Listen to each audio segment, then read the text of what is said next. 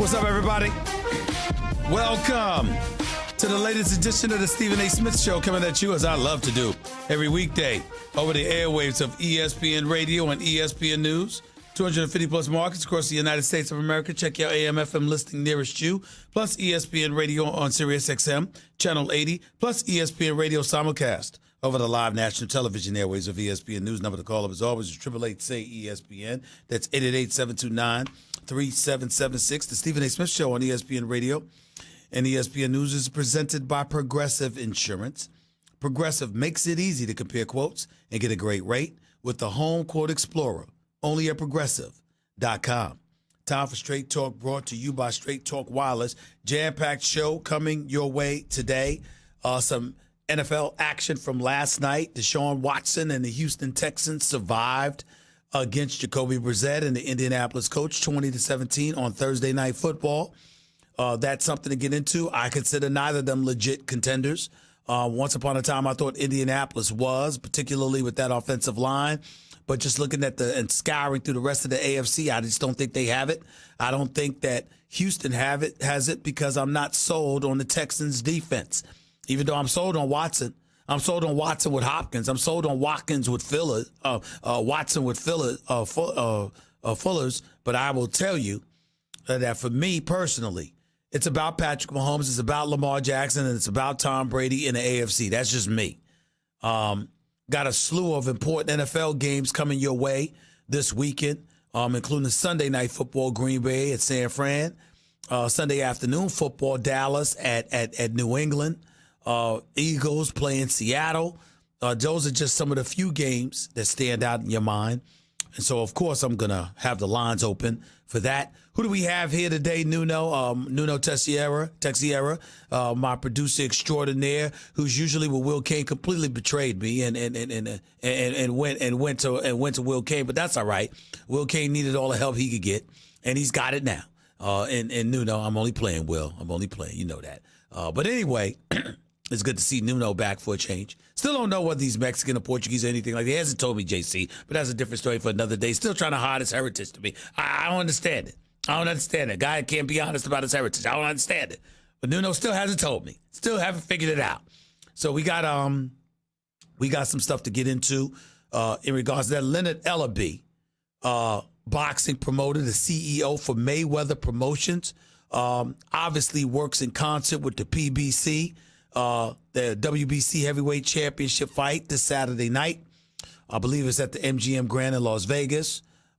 King Kong Luis Ortiz in a rematch against the man, the Tommy, the Hitman Hearns of the heavyweight division, the one and only Deontay Wilder. Deontay Wilder is 41-0-1 with 40 knockouts. That's Deontay Wilder. Luis Ortiz is 31-1 with 26 knockouts. The only loss of his career has come against Deontay Wilder. And so it's going to be really interesting to see what transpires in that fight. I think that Deontay Wilder wins again. I think he takes Ortiz out. I don't think I'm going to agree with Teddy Atlas, the great Teddy Atlas, who said it's going to be early, not late. I think it's going to be a little bit later, like the last time, around the 9th or the 10th round. That's my personal opinion. But you never know. That right hand from Deontay Wilder will put anybody to sleep. It's just a matter of when, not if. So that's something we'll get into. Also, it's appropriate that Leonard Ellaby, my brother, I've known him for many years. I know him well, love the guy, looking forward to talking to him. Leonard Ellaby, it's appropriate that he's going to be on because Floyd Money Mayweather announced on social media that he indeed is planning on coming out of retirement to fight in 2020. Now, if you are some of the elite heavyweights, I'm sorry, what am I saying? The elite welterweights in boxing today, I mean, this is Christmas come early because anybody that fights Floyd Money Mayweather is going to get paid. You know what people are going to do. They're going to pay because they're going to think he's beyond his prime. He stepped away from the game. He doesn't have it anymore. And as a result, he's going to get knocked out. And the last time you saw him, he looked very, very sluggish. against Conor McGregor, the UFC fighter that decided to step into the boxing ring because Floyd knew he didn't have to do anything to beat him. So he didn't train. And let me tell you something right now. There are very, very few things more attractive to boxing aficionados, excuse me, or just boxing lovers than seeing Floyd Mayweather lose or potentially get knocked out. There's a whole bunch of people that want to see that, and they're going to pay money to see it. And Floyd ain't going to give it to them because he's going to get in the ring and just completely school and give boxing lessons to people. At least that's what I see. The only person that scares me for Floyd is Canelo Alvarez, Saul Canelo Alvarez. And he's a light heavyweight now. So we're good. We're absolutely good with that. I'm straight. He ain't got to worry about Canelo Alvarez. Canelo Alvarez ain't coming down to the welterweight division to fight him. So all of that is stuff to get into. And you can call right here into the Stephen A. Smith Show on ESPN Radio and ESPN News, 888-SAY-ESPN. It's 888-729-3776. But there's a couple of things we get into. I got the lines open because I know people want to get at me as a continuation of yesterday's conversation when I had to address the whole T.O. thing, you know, saying Max is blacker than me because of what I was saying about Colin Kaepernick. And I had to deal with that. In defense of T.O., however, I want to make sure to correct something for the record. T.O. was going back and forth, I forget with who, on Twitter yesterday, and somebody said to him, you clamoring for the airwaves and you want to come on First Take, and T.O. was like, they called him and posted some text message from one of the First Take producers. Let me tell you something. T.O., I thought he asked to come on because I was teasing his segment on First Take coming up with us. I was teasing it, thinking that he asked to come on because a producer told me he asked to come on. I did not know that a producer had reached out and asked T.O. to come on First Take. So when T.O. says that he was asked, that he didn't ask to come on, he was asked to come on, I did not know that. So let me make sure for the record, so he doesn't think anybody's lying on him. If he says a producer called him, then that's what happened. You know, I think I haven't checked with the producer, but if T.O. says that, I believe him. I was just teasing his appearance on the show, and I was told that he had asked to come on. That's all with all that mishap came. Now, before I get into that, revisiting that, which I will, because nobody's hiding, I wanted to get into this Myles Garrett situation involving the Cleveland Browns and, you know, what happened last Thursday night when he ripped off Mason Rudolph's helmet. Ultimately threw a haymaker with the helmet at Mason Rudolph, connected with Mason Rudolph's head, but didn't do any damage before he was taken to the ground by DeCastro, an offensive lineman for the Pittsburgh Steelers, and then Marquise Pouncey started pouncing on him, hitting him and kicking him, and he kicked him once and hit through numerous punches at them once he saw his quarterback get hit in the head with a helmet. For the record, his appeal was heard yesterday along with various others. Marquise Pouncey had his suspension reduced from 3 games to 2. I like that. That guy that pushed, who was the guy that pushed what's his name? That pushed Mason Rudolph in the back. Nuno, are you going to talk to me? Talk to me, Nuno. Let me know when. Ogunjobi, I believe. He pushed Mason Rudolph in the back. His 1-game suspension was upheld. Myles Garrett, Ogunjobi is his name. Myles Garrett's 6-game suspension, or basically being suspended for the rest of the season, that suspension was upheld as well. I have no problem with any of those decisions. I thought Pouncey's suspension should have been reduced. I thought Ogunjobi should have been suspended for a game. I personally believe Mason Rudolph should have been suspended for a game. And, of course, Myles Garrett should have been suspended for the rest of the season. I have no problem with that. Can't do what he did. Plain and simple. You can't take a helmet and swing a haymaker with a helmet in your hand to a player without a helmet on his head. You can't do that. First of all, even with the helmet on his head, he ain't supposed to be doing that, but definitely without the helmet on his head. Can't do that. Can't do that. He's lucky he didn't get more, and he might get more because it's an indefinite suspension. It's an indefinite suspension. Now, he gives an explanation to the NFL yesterday. And according to the reports, Myles Garrett says that Mason Rudolph uttered a racial slur in his direction. And that's why he lost it. Couple of points to make here. Myles Garrett, in his defense, said that he thought that with the appeal situation, that it would be kept quiet and it was not something that was going to be disseminated to the public. So he was privately telling the NFL that that's not something he meant to tell publicly. Mason Rudolph's attorney emphatically denied such a thing, saying it was a lie and that such an accusation, to paraphrase, is doing more damage to Mason Rudolph than an actual hit to the head with a helmet. In other words, calling Myles Garrett's accusation, allegation, etc., more heinous, more egregious than the actual swinging of the helmet to Mason Rudolph's head. Let me get the easy part out of the way first. To Mason Rudolph's attorney, with all respect, we don't give a damn what you have to say. I'm not saying that you were wrong to do it. That's your job.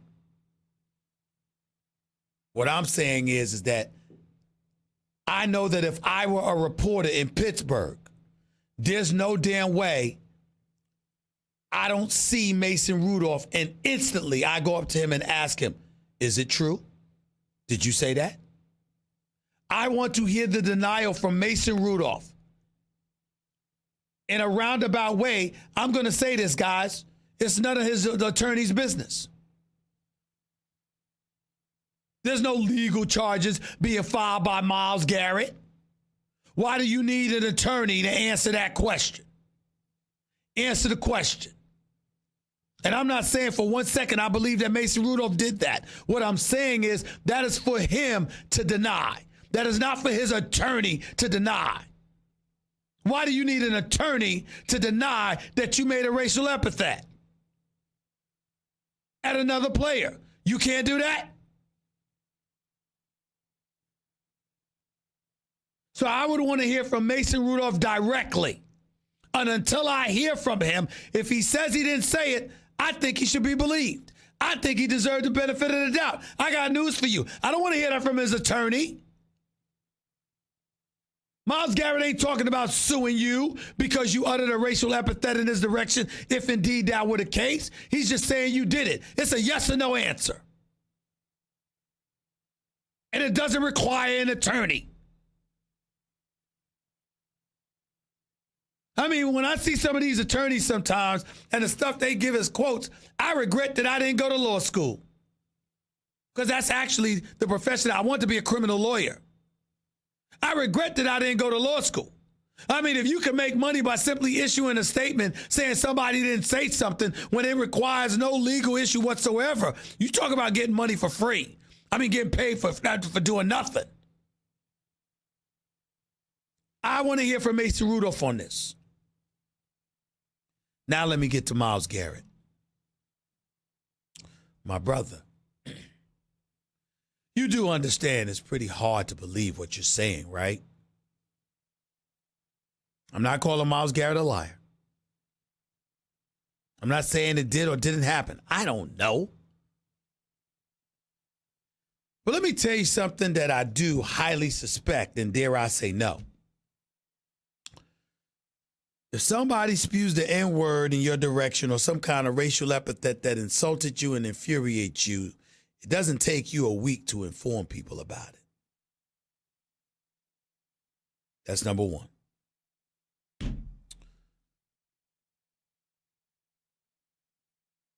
Number two, there's a microphone there were microphones in front of your face in the immediate aftermath of the fight. You seemed very composed, calm, and cool, and focused on what you cost your team.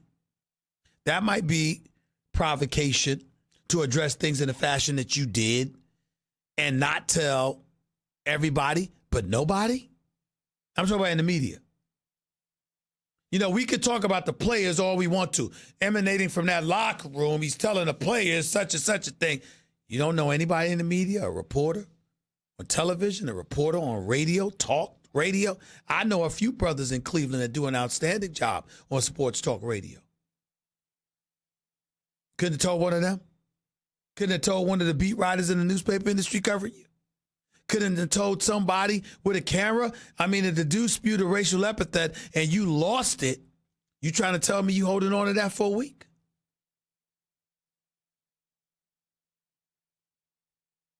I'm just saying. The last thing I'm going to say is the obvious, the very obvious. If Myles Garrett is right, shame on Mason Rudolph. If Myles Garrett is not telling the truth, shame on Myles Garrett. Time will tell. NFL scoured video and sound and you know, things like that, and they couldn't find any evidence, according to the NFL office. They could not find any evidence that Mason Rudolph had said such a thing. Myles Garrett's reaction is, I know what I heard. Okay. Nah, I think that Myles Garrett would have had a better case to know if he said he called me an MFer or the B word, something like that. All right. And the only reason I say that is because there's a whole bunch of black players around. If he had spewed that word, they might have heard him. If they heard him, I can assure you it'd have been a problem. 888-SAY-ESPN. That's 888-729-3776. Back to the Kaepernick thing. First Take, my show on ESPN every weekday morning from 10 a.m. to noon Eastern, 7 to 9 a.m. Pacific, with Max Kellerman and Molly Kiram.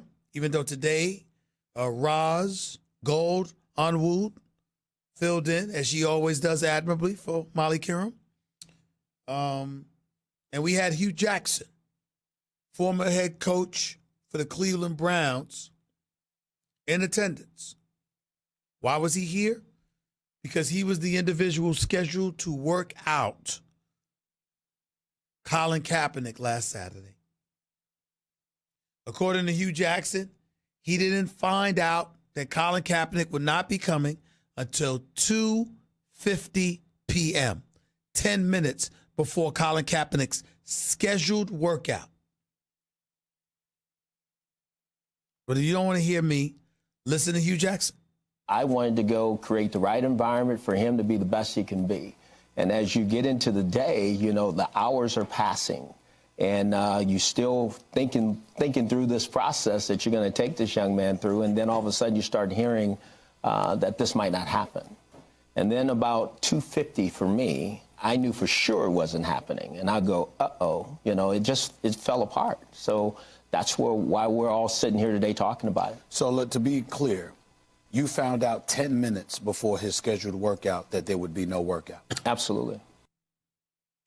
There you have it. Now, I'm not going to get into too much about how I feel. You know where I stand.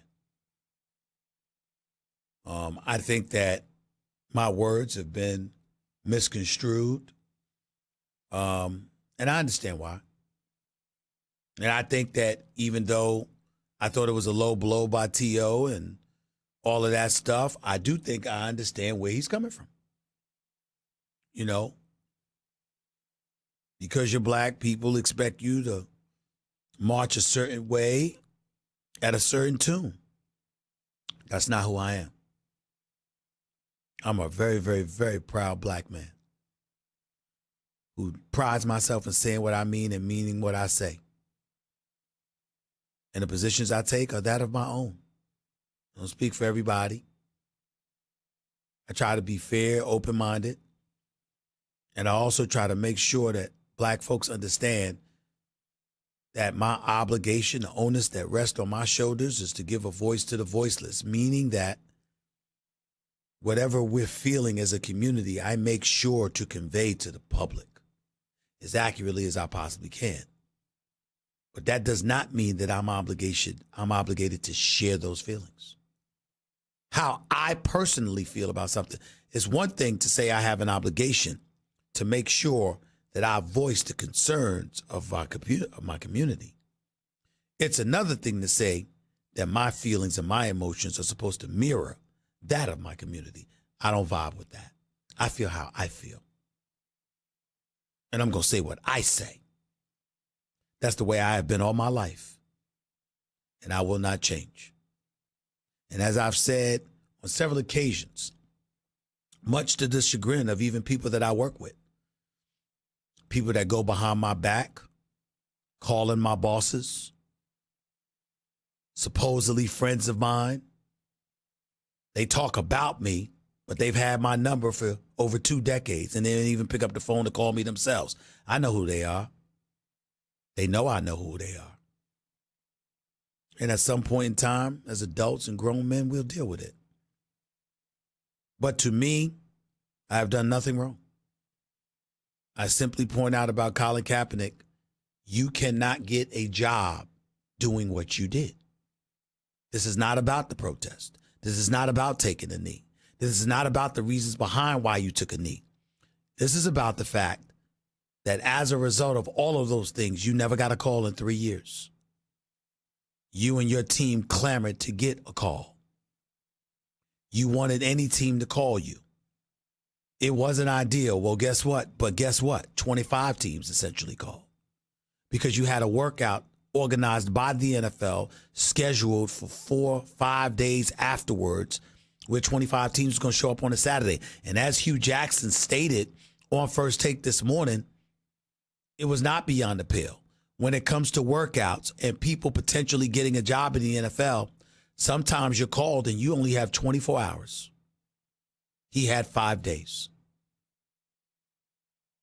And Hugh Jackson also pointed out how he was on the phone with Colin Kaepernick's representatives as recently as a day before the workout and was given no indication that Colin Kaepernick would not show.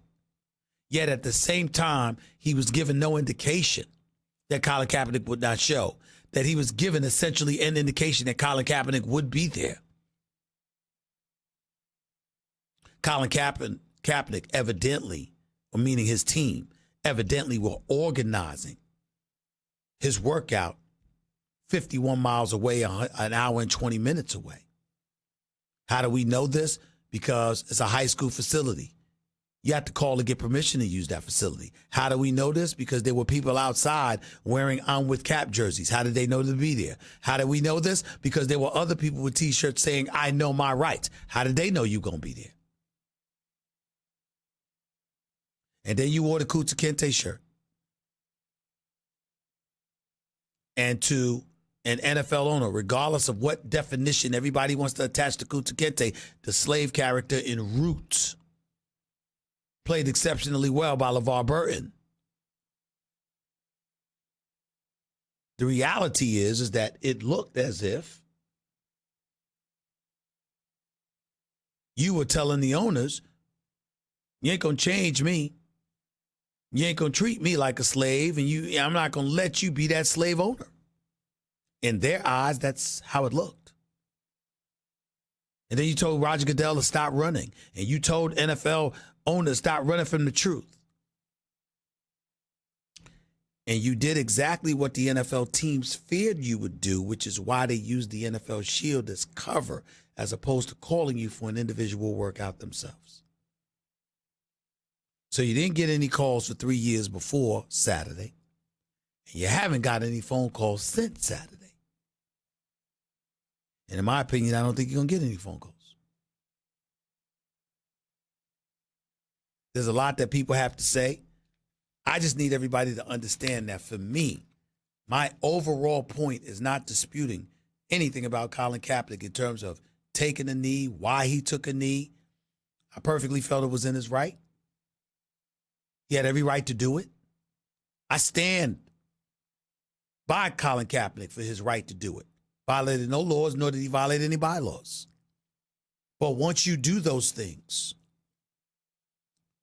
and then you file a grievance against the league, and you win a settlement, or you reach a settlement that garners you funds from that agreement, rarely, if ever, does a person go back to the same employer they swore aggrieved them, looking for a job back in that place. Colin Kaepernick did that. The NFL still granted the opportunity for the workout. And then he handled it the way that he handled it. I don't believe you do that when you are looking for a job. I think that's delusional. And I think as a result, Colin Kaepernick's career in the NFL is over. Hugh Jackson does not believe that. I do.